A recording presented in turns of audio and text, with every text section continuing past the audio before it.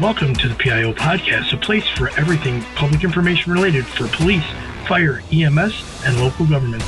It was a good learning experience for a lot of us that social media is not real life. But we have to remember the media are very rarely a target audience. They're simply that conduit. Our words have impacts on individuals, and it may not be positive. So just being thoughtful and mindful of the words that we speak. I think what's so interesting about this position too, and this job and this profession, is that every one of us is looking for purpose, and when we find it here, that's it. To know is that a crisis for one is not necessarily a crisis for another. Hello everyone, hope you're enjoying our content. If you would be so kind and click the link at the bottom of today's episode notes, your support in any amount will keep the podcast going. Whatever you can provide will keep the lights on and the podcast growing. So sit back and enjoy today's episode. She is a CEO of Kim Clark Communications and a co-author of the book Conscious Communicator, The Fine Art of Not Saying Stupid Shit. Welcome to the show, Kim. Thank you, Robert. I really appreciate it. I'm glad to be here. I love this. I love the title of this book. This is awesome. You don't get to see books like that written very often, and I love it. I haven't read it yet, so I did recently order it on Amazon, so I can't wait to read it. Let's start with your background. How did you get into communications, and what was the reason for writing the book with your co-author? I've always been interested in stories and the power and the influence of stories and telling people stories that don't always get told. Even in high school, I started with those big, I'm going to show my age here, Robert, the big SVHS camcorder things. I got one for my birthday, and instead of doing Spanish papers, I got to do Spanish videos. I could write stories. I could write soap operas, telenovelas. And then that carried into college, where I got my bachelor's and master's in radio, television, film, theater. But my concentration was on media theory, communications, production. And I did a number of documentaries for the Discovery Channel as well as independent. So the storytelling aspect was always there. And then a friend of mine said, hey, I have this job, internal communications, and I'm going to go on maternity leave. Why don't you cover for me? And then she ended up just letting me have the job. And the key selling point was, she said, internal communications, it's like what you did in radio where you get to see your audience. And there's video. You get to do video and tell stories through video. And I'm like, I'm in. So I Awesome. just started in on internal communications, and I saw it right away, the power and the influence of internal communications. I fell in love with it, and I'm still doing it. It's just now evolved into where I now am an expert in diversity, equity, and inclusion with communications, and putting a DEI lens on communication strategies. Okay, excellent. And in this day and age, that's it's kind of a double-edged sword depending on where you're at in the country right now. The whole DEI thing, depending on politics, and that's here nor there. I still think we need to have that. We have to have that view in our lens in order to be good communicators. So I appreciate you having that background. So what was the reason for the book? Why'd you write the book? So I had heard Janet M. Stovall's TED Talk in 2018, where she has a very famous line from that TED Talk saying, business can dismantle racism. And I was driving at the time when I was listening, and I heard that, and it almost made me screech right off the road. And I said, I have to meet this woman. And turned out shortly after that, we were both speakers at a conference, and tried to meet her. We were two ships in the night. And then I was able to go to where she's based and run a couple of workshops and meet up with her. And we knew this was in 2019. We knew that we were going to work together, but we didn't know what it was going to look like. And then the summer of 2020 happened, Robert, with the murder of George Floyd. Yeah. and communicators, internal and external, the kind of CEO messages that were going out, the black squares going out on social media. I was like, what is happening? No, no, no, no, no, no. The 10 words you just put, in white text on black background, that takes years, that takes dedication and intentionality and strategy and resources and change.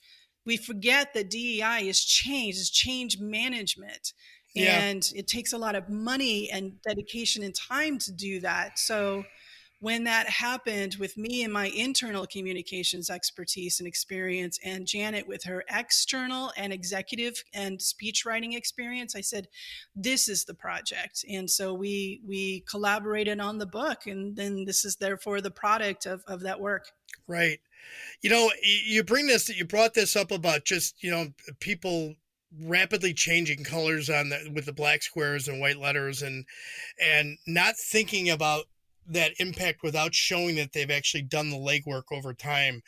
I think about two commercials that were on after George Floyd, but they were really about the LGBTQ community. It was, I think, a Ford had the pickup truck that went through the water, and all of a sudden it had the rainbow flag on it. And I'm thinking, what has Ford really done to address LGBTQ issues amongst their community? And I thought, well, that was just, obviously it's pandering to the moment, which is unfortunate. It's good to show inclusion, but if they're not doing it, like you said, on the back end, that little show on the front end is not really, it's disingenuous at the best. It's performative, all right, Kim, so, right? And that's what the book was trying to mitigate. Excellent. So DEI and social justice communications are skills that are still being developed amongst public sector communicators. We're still learning. So many of us don't come from a journalism background. I was not a journalism background when I started in the public communication sector, but I did a lot of learning over the last 27 years of my job career. So much of public sector hinges on their ability to maintain public trust, and this is an area I see that really needs development. Can you talk about the importance of public sector agencies being transparent about their DEI efforts and social justice issues? Yeah, so like any organization, whether it's public sector or private sector, they were created for a reason to solve some sort of societal need. And that's what DEI is asking of us, is to follow through on that promise. It's just going to look different than what we've been accustomed and trained to think and do. So the lack of integrity, where James Baldwin, and this may not be verbatim, but he has a quote where he says, "I can't listen to what you're saying because I'm watching what you do." And so while we're communicators, there's two things that we need to, spend some time on, which is looking at what we are doing well and kind of bringing more visibility to that. We're actually doing some really good work. For example, a woman is safer and has more just laws and protections in the workplace than in her own home. We need to talk about that. And it was institutions and corporations that led LGBTQ plus protections, for example. And so we need to talk more about what we have and the advancements that we're making and what we are doing. Sometimes we just take it for granted, and actually we should talk about it. The other part is visibility drives accountability. So where the shortcomings are, where we are not doing the real change and the real hard work in our systems, our structures, our policies, then we have to drive that change and say, we have to do better here. We're falling behind where society is, whatever it may be. We're having trouble recruiting or retaining. So what DEI is solving for is culture issues. And these culture issues aren't going away, whether we call it DEI or not. But the approach and strategy is the right approach to handle and deal with the magnitude of the issues that we have within our cultures and our talent strategies. So we need to push. We have to embrace that DEI is change management. recognize that. And like with any, like the digitalization, is that a word, Robert? I can remember just in my first office just having an electric typewriter, but when the digital transformation came through, it took training, it took money, it took time, it took change, all of these things. It took resources. And that's what DEI is like, and those who didn't do the digital conversion aren't here anymore. So we have to take this we have to take this approach and say it's not going away, because it's actually the most effective strategic approach to handle, especially Gen Z coming into the workforce, but just in general, our talent structures, in order for us to show up with the services that society needs so we can stay relevant and resident. Right. So how does the misalignment between what a company says and what it actually does destroy its credibility? And do you have an example? So, well, yeah, I mean, Target's the first thing that comes to mind. I am a gay woman. I am part of the LGBTQ plus community. And certainly what they've done this year, which is 2024 when we're recording, and certainly what they started doing with their actions in 2023, that where they had supported Pride, they had merchandise, they had been sponsors of the LGBTQ plus, Chamber of Commerce, which is called NGLCC, for 20 years or something like that. I mean, for a long time. But when things got rough, when what was happening on the outside came into the inside, and their staff was getting roughed up, and merchandise was getting trashed and vandalized, and boycotts and protests, what they were experiencing was the daily life of an LGBTQ plus person, especially a transgender person of color, the most vulnerable of the community. And instead of doubling down and saying, we not only stand with this community that we've been working with and sponsoring and supporting for 20 years, now we are withstanding with them because we just got a taste of what their life is like. They could have used the time to educate, and they could have used the opportunity to really demonstrate that they've learned something over the last 20 years of supporting the community. And so within the LGBTQ plus community and the allies, there's a lot of trust that has been broken with that retailer, and they had an opportunity they've had several opportunities to repair and reconcile, and they haven't. They've continued to be of self-interest. So that hurts, right? So that just demonstrates the commodification, the commercialization of Pride and us as a community, because we have an incredible amount of discretionary income. And that's unfortunately what took precedence rather than our safety and rights and well-being. It's interesting. It's if you think about what happened with Target, and then go to Bud Light and their lack of response at all until all of a sudden they started getting boycotted. You saw that probably was the drive for Target. They turned around and went to oh my God, our dollars are going to drop down. And they decided, the executive decided, well, instead of us standing tall and gaining from it overall, they backed down and just went, we'll make money on the other end. We'll make money on the other end instead of being a good community partner and standing for what they were involved in for years. Yes. There's so many lessons that come out of this, and that's exactly what we talk about in the book. Is we introduced this framework. It's called the depth model, and it is a model to start the conversation to help organizations, especially, those like Target, who thought they were doing the right thing. Maybe they thought there was a lot of beyond just the let's make some money and the goodwill, but they actually went into the rainbow washing, side of things. But the depth model is asking these introspective questions in order to help organizations position themselves tailored to their lane. It's like, you don't have to do all the things, Target, Bud Light, whatever. You don't have to you don't have to say something about everything, but you are responsible for who you are and your role in solving whatever societal problem that started your company. So it ties into the purpose. That's the P in depth. T is tailored. Like, what is your lane? So you don't have to do all the things, because that's when we get into performative as well.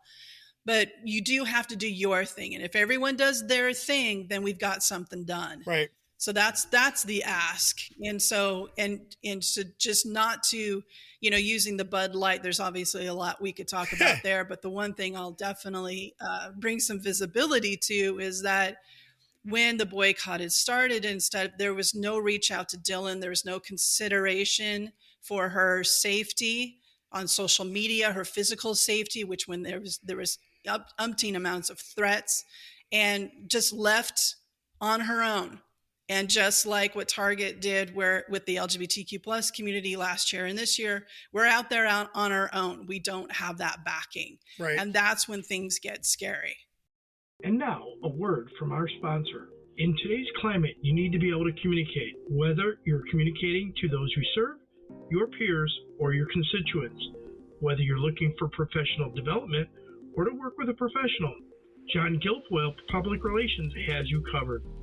From crisis communications to website development, visit our website at jgpr.net or call us directly at 617-993-0003 to get started today. We'll help you tell your story strategically. Now let's return back to our episode. Exactly. So I want to shift this a little bit because you brought up the performative thing, and I think this is important for law enforcement agencies. They've had such a difficulty in the last several years in actually recruiting new members to their departments. Is this a sign of having issues with DEI and social justice issues and the inability to communicate what their organization is actually doing in the community to change that? It absolutely is. It is. And I've worked with police departments, especially on their recruiting campaigns. How are they doing the billboards? Trying to attract more racial and ethnic diversity, sexual, LGBTQ plus folks into the police force. However, yeah, it's a big brand problem. I mean, it's really difficult to come from the beginnings of being slave patrols, right? And when you don't own your history and you haven't made moves forward of what does that look like to own that history and repair and try to do different things within the community to rebuild that trust. And there have been several murders, police brutality reports since the murder of George Floyd, right? That does not help. So it's a systemic problem. So that's one part. And the other part is when we talk about communications, and there was the phrase a lot during 2020, especially around defunding the police.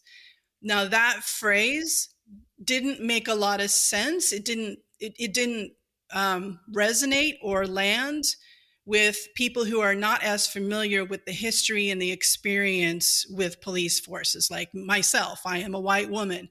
I get pulled over for speeding tickets, and that's about it, right? I have my fears as a woman, but not as a white woman, right? And so there's that phrase that we didn't truly understand. So all we heard was, you don't want any police.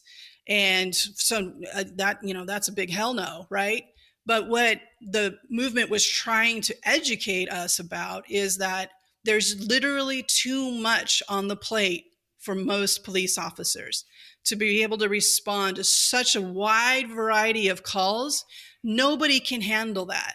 Like somebody in tech, if they get more than one job or one project to work on, we might self-destruct, right? So to ask somebody who makes a lower salary, whose life could be in danger every time they clock in, to ask them to be able to be skilled and show up with such a wide variety of calls when they don't know what's going to happen, so they're always going to be on the defense. It's a perpetual vicious cycle of setting everybody up to fail. I've been saying this for years. I wrote a very in-depth paper about police training, about the whole just dump everything onto the police, from all the issues, from mental health issues, the domestic violence. And yes, we do have to respond to domestic violence issues, but we are not marriage counselors. We are not going to be able to help these people beyond making sure that who's ever in the home or wherever they're at, that they're safe. What we have become victims of is we are the tip of the spear for politicians, so that they could say, we're doing something, we're throwing money at it, and the police are always there 24/7. They can fix it. And what a lot of the public forgets is law enforcement, they don't get to go home to the fire department. They go to a fire, they show up to the fire, they fight the fire, they go back home to the firehouse, they can relax. Police officers go from call to call to call to call. They don't get that chance to allow the adrenaline to drop down and their bodies to relax, so that when they go to the next call, they might end up being hypervigilant, or or just have a bad day because something happened at home and now they've run into somebody that's giving them a hard time. And because of that, because politicians have left it to the police to solve everybody's problems, this is where we've gotten to over the last 60 years. And especially in the larger departments. I know suburban departments are much better. They do train their officers a lot better in regards to de-escalation and communication skills. But, when you're in a big department and you're shorthanded, you're going from call to call to call, and a lot of them are violent and heinous crimes, it's very hard to soften or relax, because your life could be in jeopardy as well. Let's take a quick break. If you're a podcast host or someone wanting to be interviewed on podcasts as a guest, visit podmatch.com. Podmatch automatically connects ideal podcast guests and hosts together for interviews. We always say it works just like a dating app, but instead of connecting you for dates, it connects you for podcast interviews. Podmatch has connected over 85,000 guests and hosts together for interviews that listeners love, all while saving you countless hours of administrative work through built-in automations. If you're ready to level up your podcast interviews on either side of the mic, start today by visiting podmatch.com. And you're a human being. And so, having these kinds of expectations of one person, and then it becomes political and it becomes part of this larger conversation around social justice, is like, what are we actually doing to offload and protect and set law enforcement up for success for the areas where they are most needed?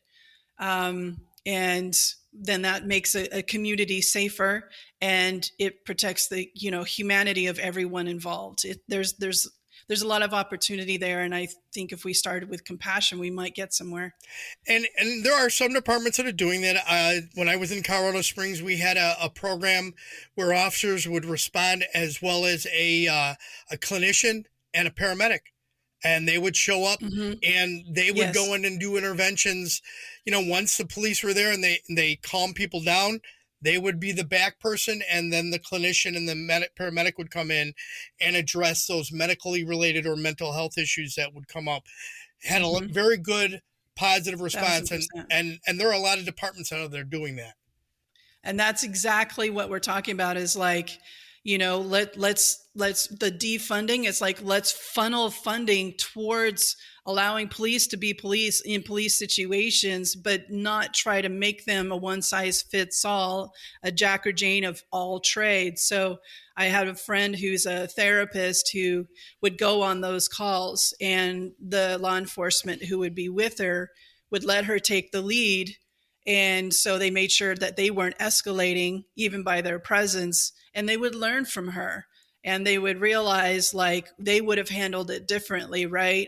Because of how they're trained, but how she's trained meets the moment in a more effective manner where everyone ended up being safe. Kim, you said recently that language is a medium through which attitudes and behaviors can be influenced. Can you go into detail on this and how implicit bias plays a role in it? So that was actually my mentor. I was quoting my mentor, and my translation of that is language leads to behavior. So where implicit bias can come in is that, especially within our communications, we tend to allow a majority coding, coding, not like wear a coat, but coding, like majority coding ends up in a lot of our communications. And so when we may be coming from a particular perspective that excludes a lot of other more marginalized and underrepresented perspectives. So we have to take a look at our visuals. We have to take a look at the language that we use. How approachable are we? Are we using terms that actually exclude people because we're using acronyms or, lexicon that you'd have to just be part of the group, the clique of our team in order to know what it is? So how are we building bridges that allow people to understand what we're talking about with more clarity, that we're not using colloquialisms? We're thinking through plain language best practices where we consider people where English is not their first language, for example. So, looking at the kind of tone that we set as communicators sets that kind of personality, approachability. Are we human centric? Are we centering ourselves when it actually should be centering, who our audience is, that they're the heroes of our story, not us as an institution. We're actually the guide. We're the Yoda, and our clientele, the audience that we're trying to reach is actually the hero, and we're guiding and supporting and being available for them. So we have to show that, and we have to actually show our inclusive communication skills, looking through, are we using gender neutral language? Are we not making presumptions where we say spouse instead of like partner or guest? So there's some ways that we can control, and this is really actually free. We just have to be more consciously aware of the language that we use, because the whole point of communications is connection. And if we're just rolling stuff out and we're just not checking our own unconscious bias, then we're likely, unintentionally rolling out some microaggressions, and we're actually countering our communication objectives.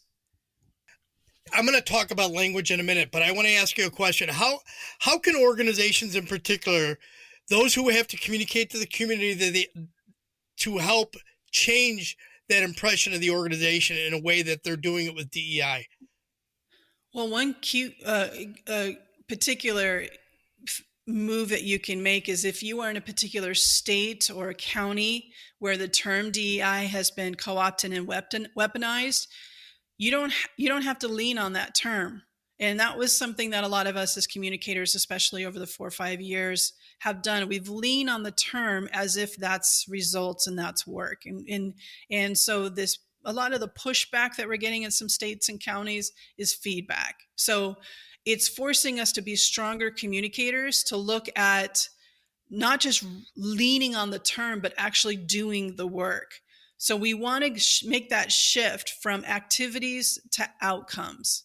So we're talking about, hey, what we're trying to do here is represent the community that we serve, that our folks live here and not out in a gated area, and are trying to work with people that, they don't understand their language or their life or their lack of access or whatever it is.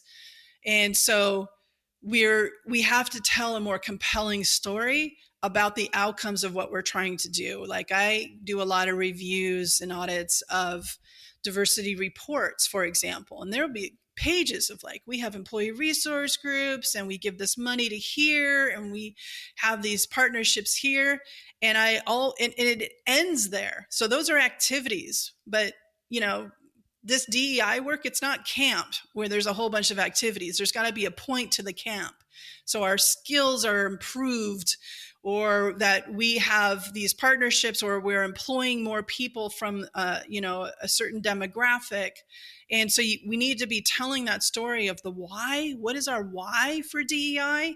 And anchoring into that why, so we can follow through and not just stop at the activities. Like if we have listening sessions with a particular lower socioeconomic demographic, for example, don't just say that we do that.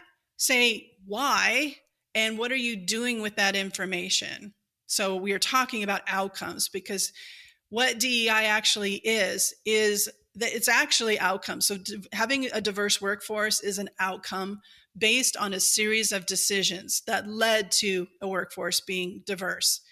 Equity is based on a series of decisions that we've made around compensation, opportunities, promotion pacing, professional growth that has led to equity.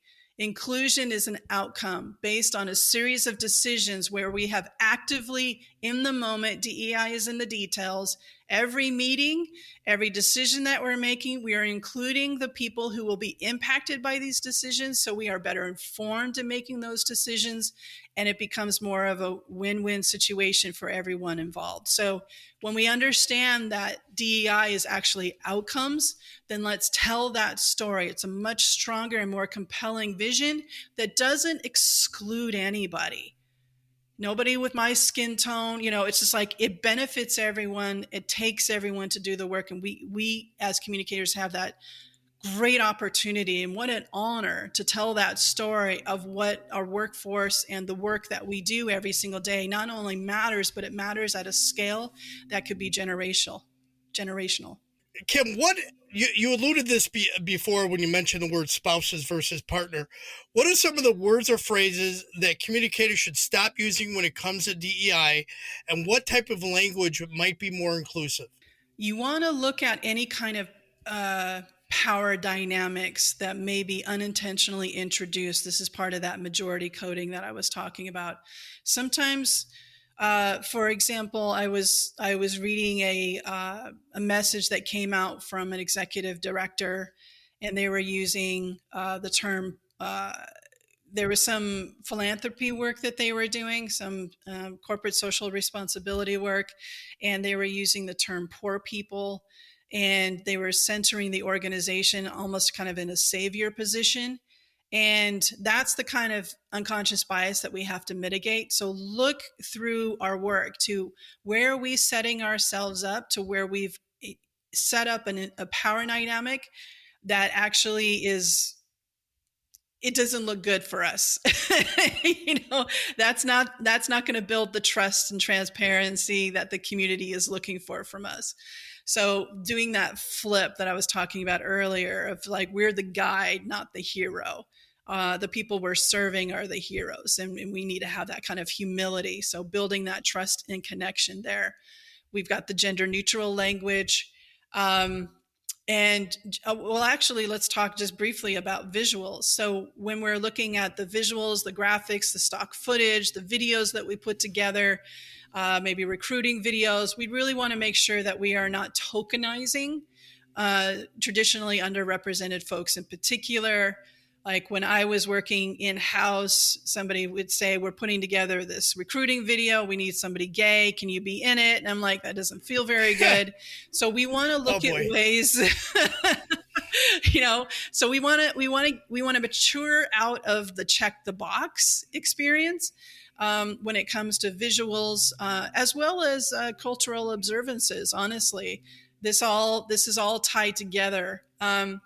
But in particular with the visuals, we don't want to do the tokenizing where it's like, hey, can you be basically our poster child to show how diverse we are? And so we can attract more diversity. Well, diversity is actually a broad term, and it doesn't mean just race or ethnicity. There's like a whole bunch, like 50 diversity dimensions. So let's be more explicit. So if we're looking more for visual representation of who we're trying to attract, then place more value on the people who are a part of it.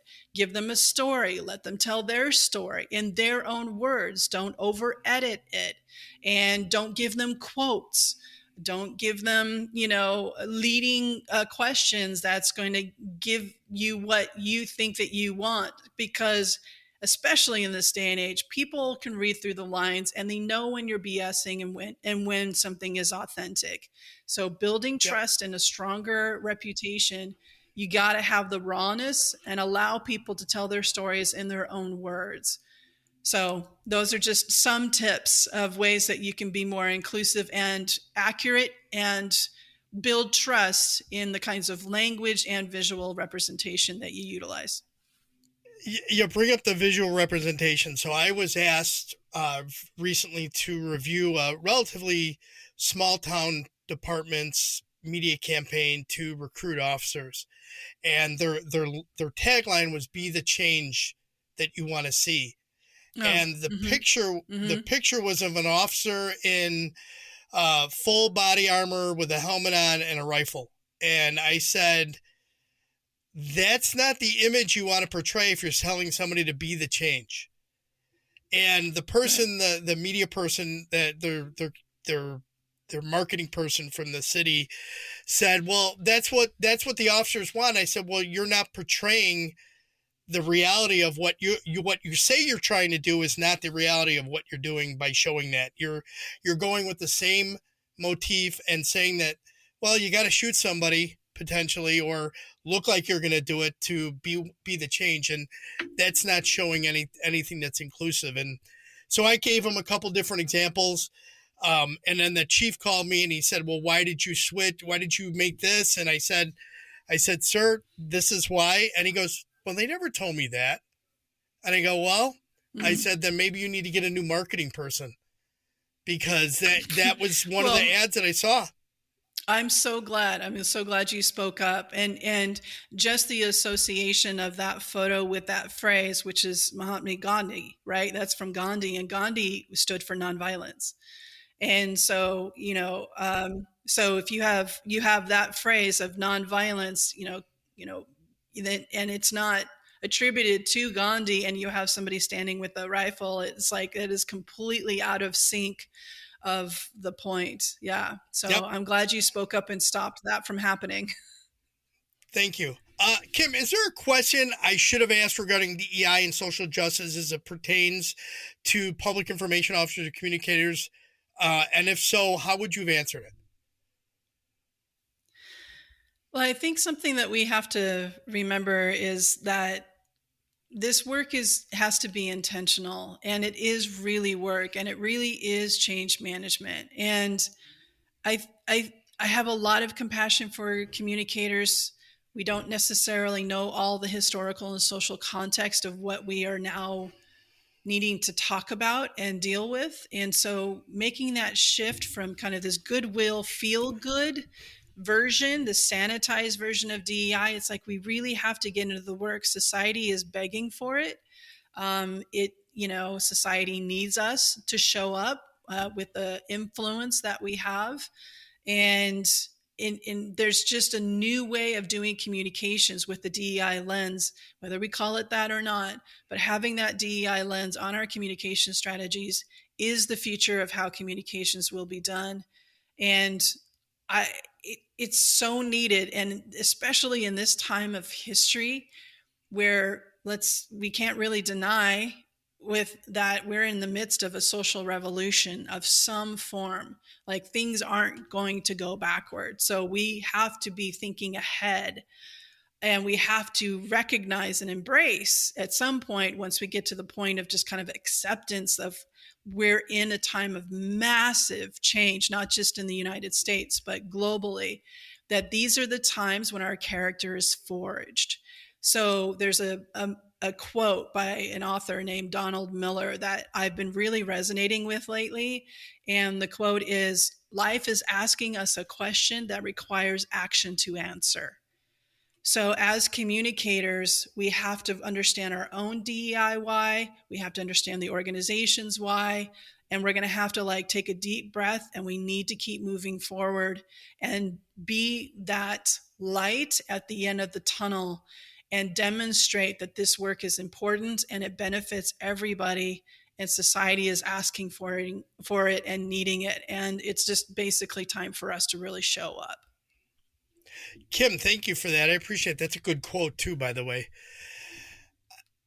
I didn't have this on the list of questions, but I've been asking this of everybody lately because it's becoming such an issue, or becoming a growing concern in communications.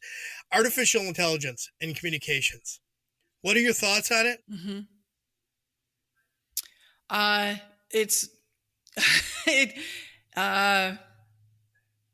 know I threw a curveball at you. Sorry. Certainly, there's a lot of concern about facial recognition and surveillance and those kinds of things. There's that body of work. Now, as communicators, I find AI as a very helpful, going from the blank page, kind of a first draft assistant, and giving me some direction and introducing some words or phrasing that I wouldn't have thought of.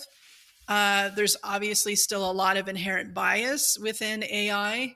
And we also have to maintain integrity in what we're putting out there to ensure that we're not putting something out there like as a full-on video, which can be music, video, graphics, that can be entirely created within AI, that we don't lose the humanity in our communications. Because once again, I'll hit it that the point of communications is connection.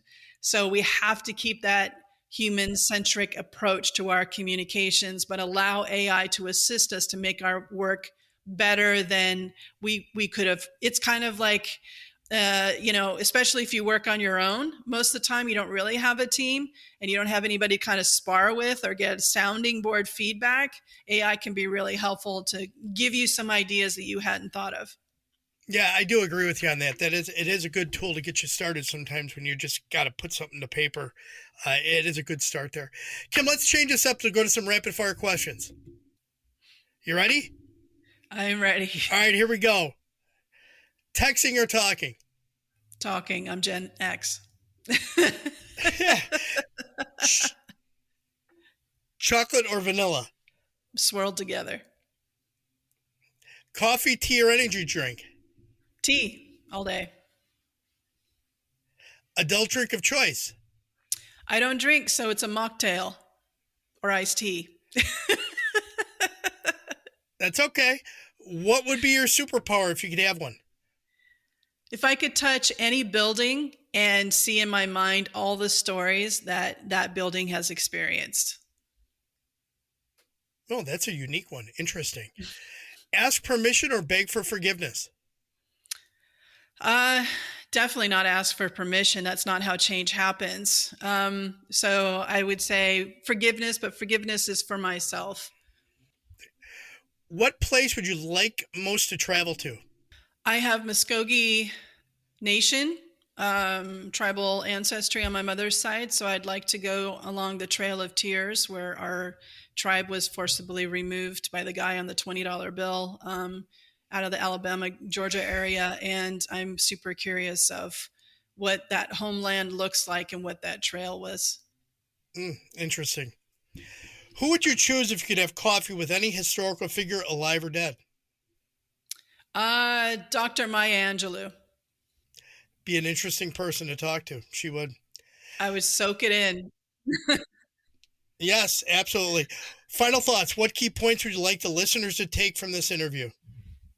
Own your power and influence as a communicator. Offer alternative narratives to people who don't truly understand what DEI is.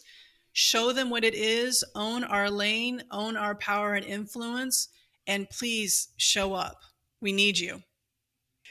Kim, thank you very much. How could people best reach out if they want to connect or follow up on anything they heard today? My website is kimclarkcommunications.com. It's a great place to start. You can connect with me on LinkedIn at DEI Communications Kim Clark. And of course, there's the book. You got it off of Amazon, and there's also other, bookstores that make it available. So picking up the book is a great place to start.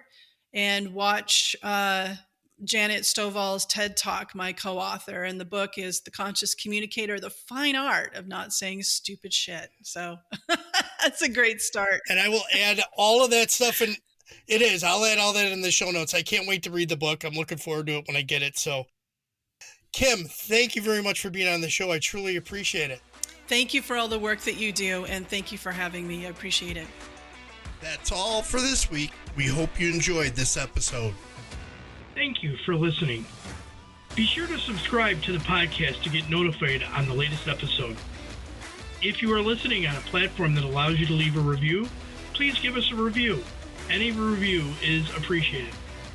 To support our efforts with the PIO podcast, you can click on the support button in the show notes and any donation is appreciated. Thank you.